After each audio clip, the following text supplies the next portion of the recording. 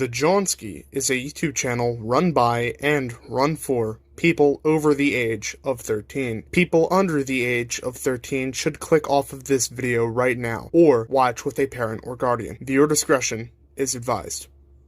You don't scare me! Milt is freaking 10 militiaman. My name is King Prime, and welcome back to another video here on the YouTube channel.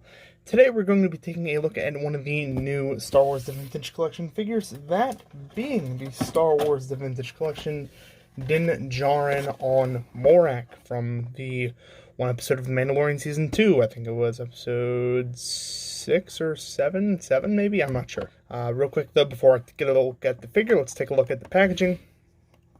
Up at the top, we have the nice Mandalorian trades done up in that deep red that we are used to with the Vintage Collection figures. There's an orange backing for the rear of the figure. It says Din Djarin underneath on Morak. Picture of old Brown Eyes himself. Counter trades down at the bottom. On the back of the card, you have the other figures that have been released in the wave. Fennec, who I have. The Mandalorian Loyalists, who I will be having. Ahsoka, who I've reviewed. The Death Watch Mando Captain, which is an upcoming review. Din himself, one of the Cantina guys who I don't care to get. Jesse, who I have, but I don't think I'm going to review anytime soon. And our second to last review, the 332nd Clone Trooper. Down at the bottom, we have some legal jargon, and that's about it. Like I say in every single video, you only really care about the packaging if you are a carded collector, of which I am not. I'm here to review a toy, and that's what I do.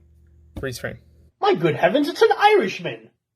Freeze frame unfreeze, and here is Din himself. Real quick, let's take a look at the figure before we do the accessories.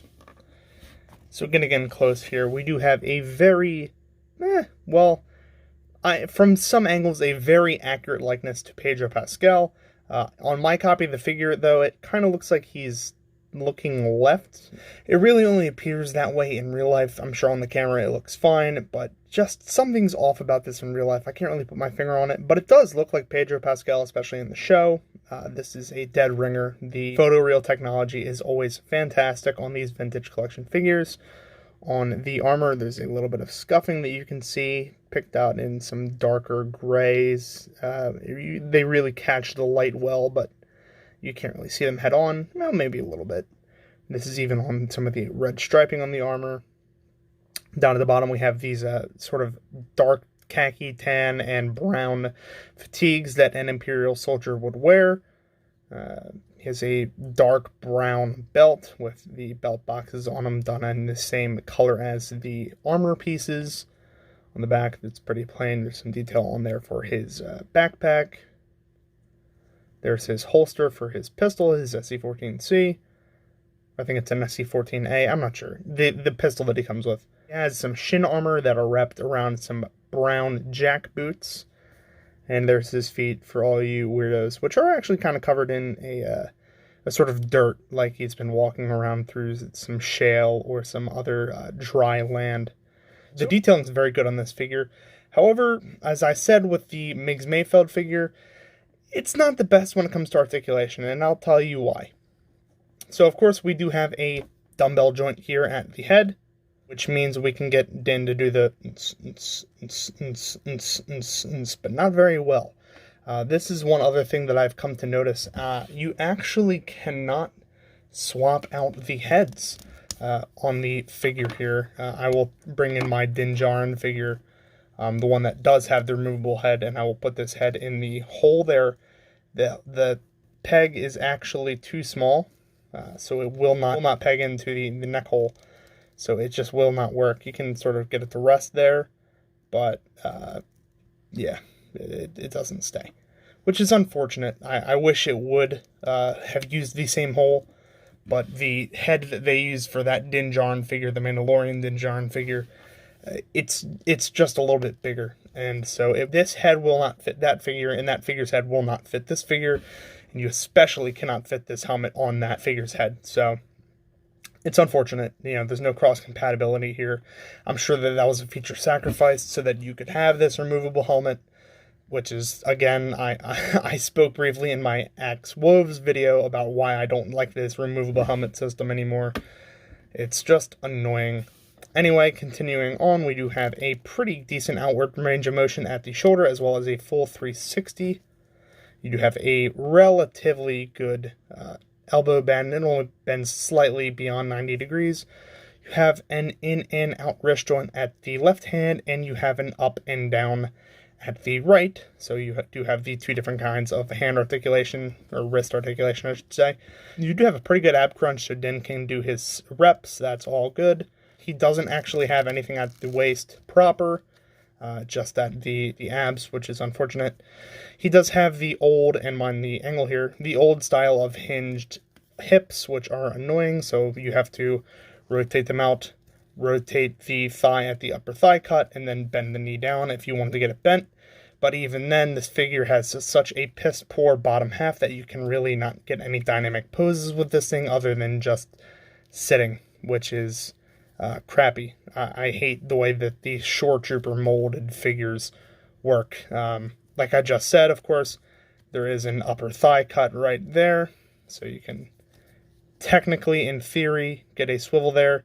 It doesn't really work all that well, though. You do have a very, very shallow knee bend and a equally as shallow ankle hinge with no ankle pivot, which is saddening to see because, you know, that's not the standard for figures anymore, and this is a new figure, and it's coming out with really crappy articulation, which does, in fact, suck the big weenie. Anyway, moving on to our accessories here, we do have Din's helmet, which is the Juggernaut pilot helmet. Sort of the same exact one that we see for all these Imperial tankers, just done in a brighter green. That can, of course, go on top of Din's head, so he can be in disguise. You also get this pistol, this SC-14A or SC-14C. I'm not quite sure which one it is, but it's the same one that the Mayfeld figure came with. It's Imperial Standard issue.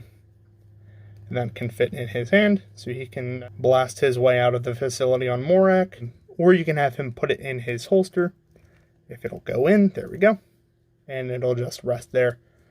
So this is, like I said, the exact same figure as the Mix Mayfeld, which I'll show you in a second when I do the size comparison, but with a Din Djarin flavor to it. But I digress. Let's get on to the size comparison. Freeze frame. In the face, but she's super thick. I'm just thinking with my dick. Freeze frame unfreeze. So here is Morak Din next to Morak Migs. As you can see, the only difference between those two figures is the red stripe there on Din's right bicep, which has 3 yellow stripes on it as well. That's the only difference. I'll take their helmets off so you can get a look at their mugs. There we go. Here they are with the actual Din Djarin figure. Here they are with Boba Fett. And here they are with Fennec Shand. And just for the supreme size comparison, here they are with the golden standard of action figures himself, Dark Times, Darth Vader, who is a tall man. He's a no short king there. So that's how they all look. That's pretty standard, at least.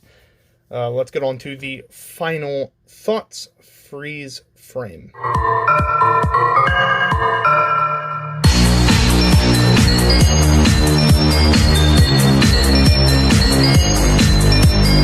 Freeze frame unfreeze. Now, this figure, just like the Morak Bill Burr figure, I still call it the Bill Burr figure, the Morak Miggs Mayfeld figure is just subpar. It has a great head sculpt and great detail, but the articulation really keeps this figure from being absolutely fantastic. I'm just somewhat impartial to it. Just having it in hand, knowing that there's nothing I can even do to do a head swap with the regular Din Djarin figure, kind of ruins the mood. I only really will use this as an army builder to pilot some tanks that I get in the future. The same thing goes for the Miggs Mayfeld figure. The only real use I have for it are Imperial army builders, and even then I don't have the Juggernaut to stuff them into, so it doesn't really matter. I really wish that Hasbro would end up giving us some retooling with these figures. The Shore Trooper mold is a little bit dated. It was the first of the new kind of sculpts that we get with these new Vintage Collection relaunch back in 2017. It was just kind of mid, in my opinion. I don't think that the figure is very good. From the waist down, it is just absolutely horrendous. There are very few redeeming qualities about it overall. A pretty coat of paint can only go so far to make something that's not very good. And this figure unfortunately falls short of that expectation. So, if you like Djarin, or if you like the Vintage Collection, or you like the Mandalorian in general, make sure you share this video with all your friends. Make sure you share it with your Facebook groups, all that good stuff. If you like the content, make sure you like, comment, and subscribe down below. It really helps the channel out, helps us grow, helps these reviews keep on coming. Anyways, my friends, that's going to be it for this video. Thank you so much for watching, and as always, peace.